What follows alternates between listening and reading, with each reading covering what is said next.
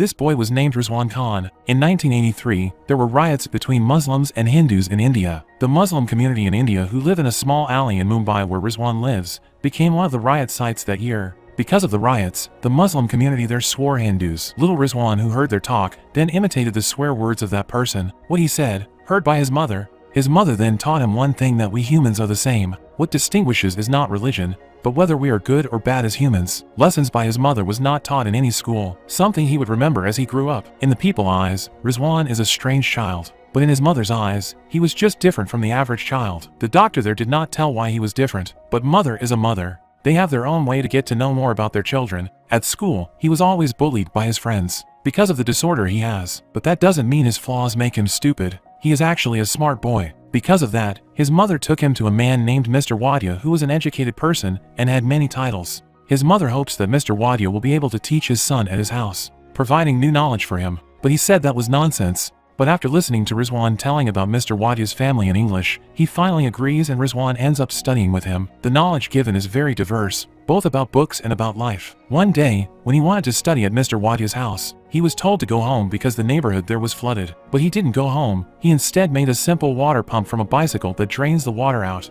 This made him amazed by his student. Rizwan was also praised by the people living there. He pedaled from morning to night. Since then, he has become famous for his skills. Many people then came with their electronics to be repaired by him. He got that because he spent time in the workshop where his father used to work when he was a child. One day, Rizwan's brother named Zakir came home from school with a trophy. There he tried to steal the attention to his mother. He wanted to say if he got achievement in school, but his mother told him to wait and continued his story to Rizwan. Because of that, an angry Zakir then vents his emotions on his brother, because he thought everything was Rizwan's fault. Until they grow up, Zakir still hates Rizwan. He eventually went to college to America, and Rizwan lives with his mother in India. A few years later, Zakir marries and settles down in America. He then asked his mother to move there, but his mother still doesn't want to leave Rizwan, so he was forced to take care of his brother's move. But before they could move, their mother died of an enlarged heart cavity, leaving Rizwan alone in India. He then went to America himself. He lives in San Francisco with Zakir and his wife named Hasina. Hasina is a psychology lecturer at a university in San Francisco, and she was the first person to know that Rizwan had Asperger's syndrome. This syndrome makes him afraid of new places and afraid of new people.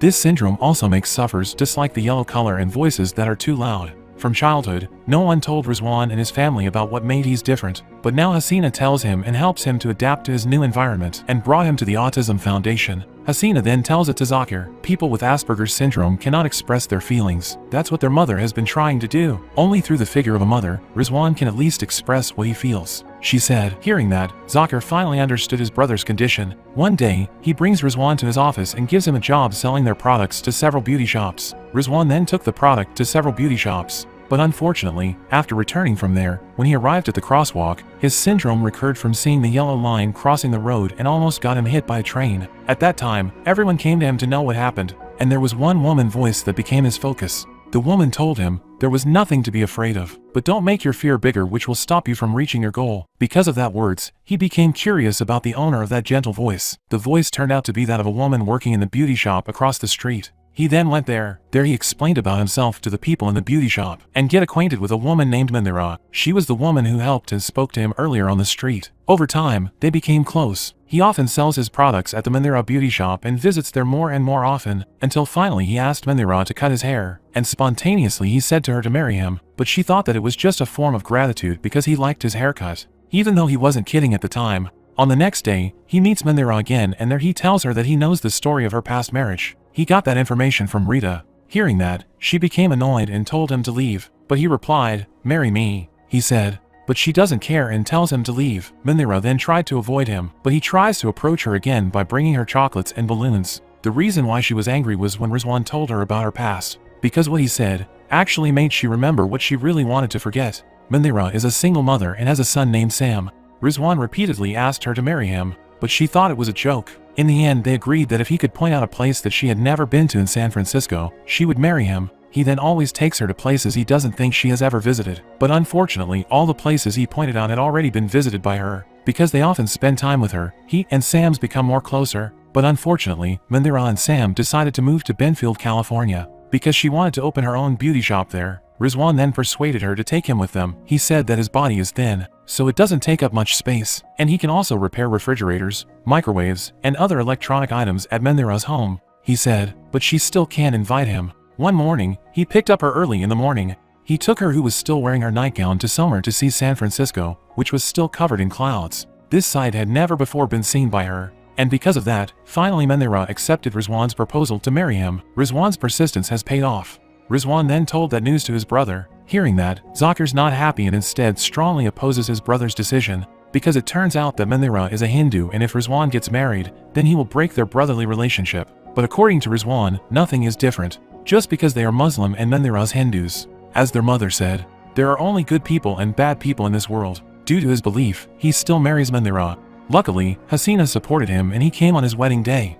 There it was seen that only Hasina understood him. After marriage, they lived together regardless of their different beliefs. They lived happily as a family. Not long after their domestic life began, the WTC Tower tragedy occurred. How the tallest twin towers in the world at that time were destroyed by an airplane and became level with the ground.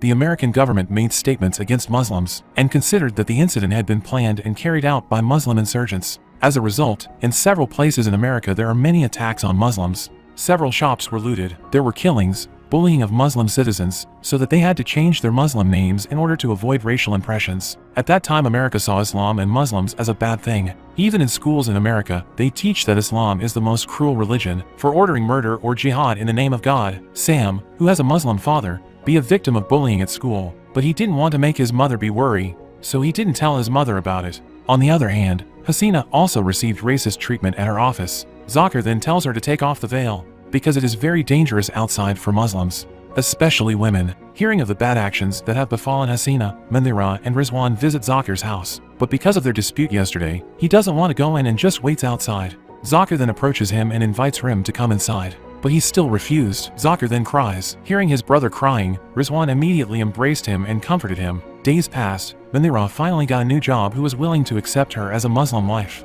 Their peaceful life is only for a moment. After their neighbor named Mark, Sarah's husband, who her Mendira friend, had to leave for Afghanistan to cover the news of the war but died there. When the day of the funeral came, Sam came to Reese, Mark's son. He is Sam's best friend, but Reese ignored him and looked at Sam with cold eyes, maybe because he thought that his father's death was caused by Muslims. The death of innocent people at that time impacted humanity, especially Muslims. This also has a direct impact on the lives of Rizwan, Mendira, and also Sam. Reese hasn't spoken to Sam in days, so Sam met him at the ball field to talk. There they argued.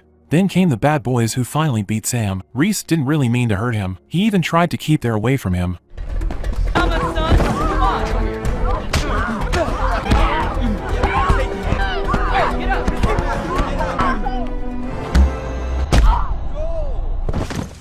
But Sam was unconscious and eventually brought to the hospital. Reese was forced to shut up over the incident. Sam was not helped and eventually died as a result of the punches and kicks he received. Sam is a boy who is one of the victims of violence caused by racism. Mendira could not accept the fact that her son had died. Sam's death may have been a personal and racial attack because he was a Muslim, so he was killed, said Inspector Gracia.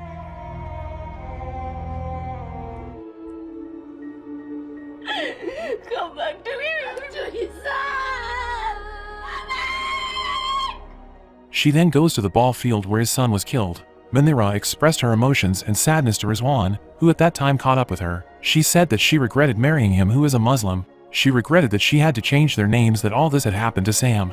Mendira screamed hysterically and she couldn't stand it and was about to leave him. There Rizwan said, "If it's your house and why you have to go?" "But I will go," he said. But he then asked, "When should I come back?" That question made she more emotional. She then said that there were 30,000 people in Benfield and all of them hated him. "Why don't you tell them if you're not insurgent? Tell all Americans right up to the president that your name is Khan and you are not insurgent." For the president to tell the public that Sam is not the son of an insurgent and his father is not insurgent. That's what she said to him. Mendira had indeed said something that was impossible for him to do, and that words must have come out because of the emotion she was going through. But Rizwan takes it seriously. He loves Mendira. He thought if he could return to Mendira if he had met the president and conveyed his message. That was the reason why he wanted to go meet the president of the United States. He left his house wearing Sam's shoes that he had bought. He started his journey to meet the president. The next day he decided to go to Washington, D.C. to meet the president by plane. But at the airport, Rizwan, who had unusual behavior, was finally suspected, so he was examined by officers. Knowing Rizwan was a person with autism, he then released. The inspection took time so long that he missed his flight, so he decided to take the bus because he didn't have enough money to buy another plane ticket. He got off the bus to a motel to rest before continuing his journey. While talking to the owner of the motel, suddenly a stranger threw stones at the window glass. The owner immediately took his gun and came out. The Rizwan became panicked hearing the noise from the gun. Motel owners complain that this is happening because of bad Muslims who used to blow up the WTC building. He said that he would put up a sign saying Muslims are not allowed to enter. Hearing that, he then chose to leave there because he is a Muslim. Seeing that Rizwan was leaving, the motel owner called him so he wouldn't lose his customers. He also asked his name and Rizwan replied, "My name is Khan and I am not an insurgent." Hearing that, the motel owner fell silent. Rizwan continued his journey to get to Santa Fe, New Mexico. He has to get off the bus to get there. In the middle of the trip, he ran out of money. Then, with his expertise, he opened an electronic goods repair service to get money so he could continue his journey. Meanwhile in Benfield, Mandira continues to investigate the injustice that has befallen her son. Hasina met her and said that what she said to Rizwan at that time was because of her emotions and grief because she lost Sam and she knew that Mandira really loved Rizwan. But Mandira said that she couldn't be Rizwan's wife at that time, and must hate him to win and fight for Sam because love only weakens. She said. On the other hand, Rizwan continues his journey back on a bus. He met a Muslim couple who offered him food. They went down to rest. There they asked his name and where he was going. Because the bus was leaving, he then said that his name was Rizwan and he wanted to pray. There they said if he was going to pray, he should have looked around of the people and the place first. But he answered that prayer does not depend on the person or place, but on faith. No matter who sees it, he still prays.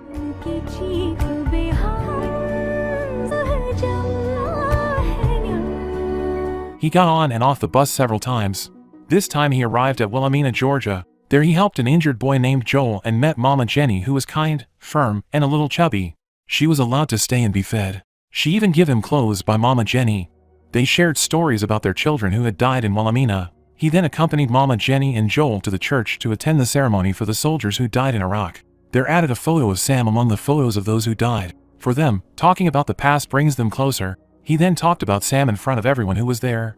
On the other hand in Benfield, Mandira is still fighting for Sam's justice. She went to the middle of the ball field with a poster of Sam's face with the words 6 months without justice. And Reese, who saw that, was still afraid to do anything. Because there was no progress in evidence and witnesses, the police finally decided to close the case. The police said that Sam's case had no answer. Hearing that, she said that if they couldn't find an answer, she would find it herself. Mandira made an effort by distributing pamphlets to various places. And Reese saw her again. That time he still didn't want to do anything. Meanwhile, Rizwan finally arrived in Los Angeles and will meet the president 3 days later at a campus. While praying in the mosque, he overheard a doctor speaking to the congregation there, which led to incitement to commit acts of terrorism. Hearing that, he said that the doctor was a liar, because God's way is a way of compassion, not by bloodshed and war. The incitement carried out by that person is tantamount to the work of Satan. Rizwan threw the doctor with his rock and shouted Satan 3 times. Arrived where screams were heard as the president entered the campus area. Journalists and the public filled the place, and there Rizwan ran screaming to the president so many times that he caught the attention of a cameraman there and recorded him. Rizwan shouted, "My name is Khan and I am not insurgent. My name is Khan and I am not insurgent." He said so many times in the crowd to the president that people who were near him misheard what he said and panicked. They even say that he is an insurgent. The atmosphere became chaotic. Everyone scattered away as well as the president. He then took arrested. He was imprisoned, tortured in such a way physically and mentally. He is known to have followed the president for weeks. Of course what he did was suspicious, but this is not what have happened if he was a normal person, and there's no way anyone would want to do what he did, only because of the basis of sheer love. But Rizwan does it only to return to Mandira. The cameraman named Raj, who recorded the incident, then wanted to take Rizwan's story as his project. But his friend doesn't agree because Rizwan is a Khan, a Muslim, but he doesn't care and will continue his project. They end up looking for information about Rizwan. They even seek information illegally. Long story short, they have got all the information about Rizwan, and Raj is trying to make news about him, who is known to be not insurgent, but only ordinary people, but their first attempt failed. The next day, they tried to return by meeting with Bobby, a reporter at a TV station, but he said he couldn't cover the story because he was very busy and couldn't change his schedule for the next 2 months. In that talk, Raj sees a photo of Bobby's family, which turns out to be taken before the 9/11 tragedy. In the photo, Bobby is seen wearing a typical Sikhism turban, but his appearance now is very much different. Seeing that, Raj says to him, "You changed your whole life. Are you afraid they will confuse Sikhism and Muslims? Look what happened now. Here they do not treat a Muslim like a human being, and do you purposely not be able to change your schedule?" Hearing that, Bobby fell silent. When Raj reached home, he immediately got a voicemail which turned out to be from Bobby. He told him to watch the news tomorrow. It turns out that what Raj said had moved Bobby's heart to change his mind. News about Rizwan Khan was delivered by Bobby and watched by all residents, not only for all of America but for the whole world. He said that Rizwan was accused of being an insurgent and was arrested and imprisoned for 15 days without any evidence and without a formal trial. The news also shows Zakir and Hasina being interviewed by him. It was finally discovered that Rizwan had asked Hasina for the FBI phone number to report the insurgent recruitment by Dr. Faisal Rahman, whom he met at the mosque last month. We were asked to report any suspicious person who is participating in protecting this country from extremists. And when we did, we were thrown in jail like my brother, Zakir said. The question is, not why he's trying to see the president, but what's wrong if citizens want to meet the president, or is it just wrong for a Muslim man to try to do? Zakir said. The news about Rizwan trying to call FBI finally reached the judge who was handling his case. And Rizwan's phone recording to FBI is heard by the judge, and it really helped in the arrest of Dr. Faisal Rahman and his colleague. Finally, Rizwan Khan was acquitted of charges, and from jail, several foundation parties started to find out about Rizwan, and they formed a Rizwan support group and then waited for him outside. The funny thing is, while his supporters were waiting at the exit in front, he instead left through the back door, because according to the officers, previously there was a crazy woman who came to meet him and had left through the back door. He knows that the woman banned by the officer is Mandira. He then went to look for Mandira and saw her standing outside the taxi. But he did not meet her. He let Mandira go. Rizwan has not been able to meet her, he said, because he has not been able to fulfill his promise to meet and convey his message to the president. This news about Rizwan changed many things, especially for Muslims. They become more confident with their identity as a Muslim. The owner of an electronics shop, who is often bullied, has the courage to speak out. And Hasina taught by wearing her hijab again. Rizwan's trip to meet the president had to be postponed because on his way, he saw the news on TV that Wilhelmina was being hit by a hurricane and flood. He became worried about Mama Jenny and Joel. He decided to go there.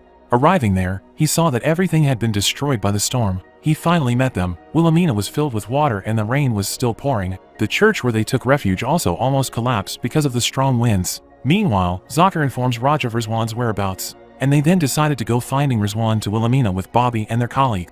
When they got there, they saw he working to help the residents repair the damaged church and treat some injured people. What he did was made news by them. The news about Rizwan touched the hearts of many people. What he did, the government could not do. The news was watched by many people, including Mandira. It was because of that action that many Americans from various races and religions, including Zakir and Hasina, came to Wilhelmina to bring their assistance to help restore the spirits of the people of Wilhelmina, who at that time were in a slump. Rizwan's story inspired many people and moved all of America. During the teleconference, Rizwan was asked what made him want to meet the president. He then answered, because his wife told him. Then he told them about what happened to Sam. Reese, who watched the news, finally told Mandira the true incident. The perpetrators of violence against Sam were arrested, including Reese. Finally, this time, she could let her son go. Then she decided to go finding her husband in Wilhelmina. I love you, Sam. At night, when Rizwan was about to continue his journey to meet the president, Mandira came to meet him. He then walked towards to her. Before I have time to say a word, suddenly,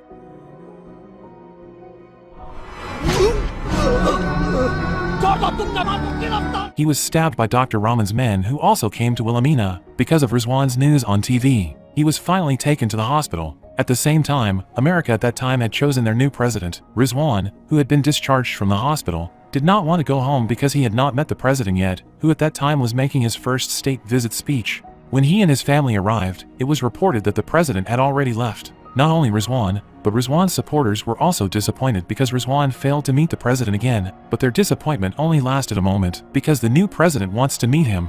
The Secret Service is then directed to escort the president, who wants to come back to the location. The security fence was opened and Rizwan was invited to come forward and meet directly with the president.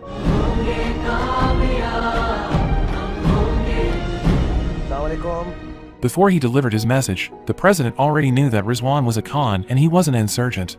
There he also took Sam's photo from his pocket and said, "This is my son and he is not an insurgent too." The president expressed his condolences to Mandira. Then he continued his speech talking about the figure of Rizwan Khan. A Khan never breaks his promises, and he has fulfilled his promise to his wife, even if it takes a long time and requires a long journey. From this film we learn a valuable lesson that fellow human beings, regardless of differences in ethnicity, race, skin, and religion, we are all the same in God's eyes. Perception is built with the existence of togetherness and difference. It makes everything look more colorful without mentioning anything that smells like sarcasm. The beliefs we hold are not just an identity, but also our identity, like what Rizwan did. He showed that a Muslim, even though the world at that time stereotyped that Muslims were insurgents, do not let only because of the mistakes of a few people, all religious people suffer the consequences. We don't need to go to the president or declare that we are not insurgents. Just show good morals towards the environment and the people around us. Hopefully this film can inspire you to keep doing good. Thank you for watching.